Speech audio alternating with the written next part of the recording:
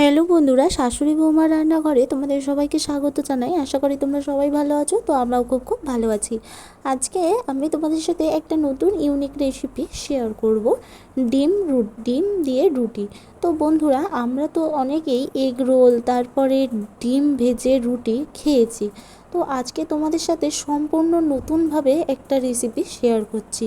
তো প্রথম থেকে শেষ অবধি দেখার জন্য তোমাদের কাছে অনুরোধ রইল। সবার প্রথমে এখানে আমি আমার পরিমাণ মতো ময়দা আর দুটো ডিম ফাটিয়ে নিয়েছি। তারপরে স্বাদ মতো লবণ, পেঁয়াজ কুচি আর লঙ্কা কুচি দিয়ে নিয়েছি।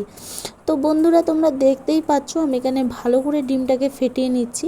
এরপরে ময়দার সাথে কিন্তু ভালো করে মিক্সড করে মেখে নেব। তোমরা কিন্তু কেউ কেউ মনে করে থাকবে, এটা দেখেই প্রথম প্রসেসটা দেখেই ভাববে যে জল ঢেলে এবার এটাকে গোলা রুটি করে দেবো।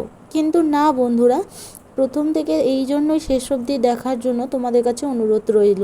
তো দেখো, এখানে দেখো যেভাবে ঠিক আমরা রোজকারের আটা মাখি রুটির জন্য, তো সেইভাবে কিন্তু মেখে একটা ডো করে রেখে দিলাম। এবার আমি এটাকে 30 মিনিট মতো ঢাকা দিয়ে রাখবো। 30 মিনিট পর দেখো কত সুন্দর নরম আর মোলায়েম হয়ে গেছে। এবার আমি এখানে লেচি কেটে নিচ্ছি।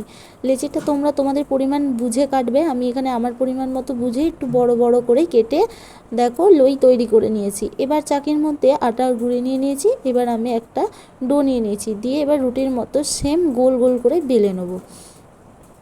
তো এইভাবে কিন্তু সব কটা আমি বেলে নেবো। তো সবার প্রথমে বলে রাখি, আমার চ্যানেলে যারা নতুন, তো প্লিজ চ্যানেলটিকে সাবস্ক্রাইব করে পাশে থাকা বেল আইকনটিকে প্রেস করে দাও।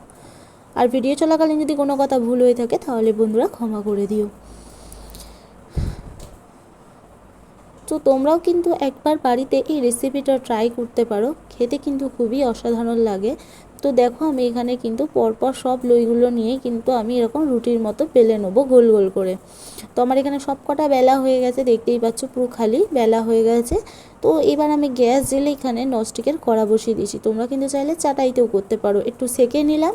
এরপরে দেখো সাদা তেল দিয়ে ভালো করে এপিট ওপিট ভালো করে ভেজে নিতে হবে। তো দেখো আমার কিন্তু এখানে এপিট ওপিট করে ভাজা হয়ে গেছে। বন্ধুরা, আমরা এগরোলের স্বাদ একটা অন্যরকম পাই, ডিম ভাজা রুটির স্বাদ কিন্তু আর অন্যরকম পাই, কিন্তু এই রুটিটার স্বাদ কিন্তু আরও আলাদা। একটা নতুন প্রসেসে তৈরি বন্ধুরা। এরকমভাবে বাড়িতে যদি তুমি ছোট বড় বাচ্চাদের যদি এরকমভাবে পরোটা বানিয়ে দাও না, চেটে পুটে খাবে। তো দেখো, এইভাবে কিন্তু আমার সবকটা পরোটা তৈরি হয়ে গেল। তো আজকের রেসিপিটা তোমাদের কেমন লাগলো? যদি ভালো লেগে থাকে চ্যানেলটিকে সাবস্ক্রাইব করে পাশে থাকা বেল আইকনটিকে প্রেস করে দাও। তো এখানে আমি সস দিয়ে সার্ভ করেছি। তোমরা কিন্তু চাইলে এখানে কাসুন্দি বা তরকারি যে কোনো জিনিস দিয়েই তোমরা কিন্তু এটাকে খেতে পারো।